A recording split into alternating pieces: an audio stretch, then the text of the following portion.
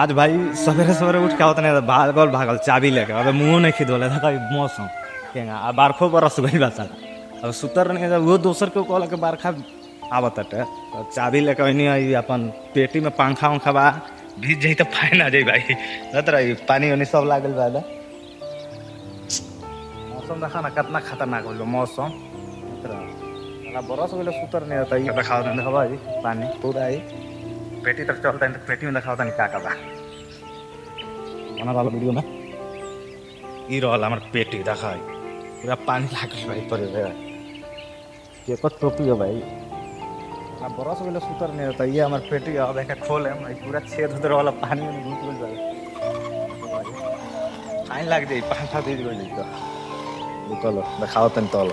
भाई बहुत बहुत बात ठीक बा देखा अब एको सामान भीजल नहीं है सब पंखा उंखा यही में बा हमार झाड़ू उड़ी तो सब तो पेटी में माने तो में तो लागल बा तो चलो बच गइल बा तब है ना तनी अब चुइए थे दे भीज गई रहल चलो बहुत फाइन से बच गइल भाई ठीक बा ना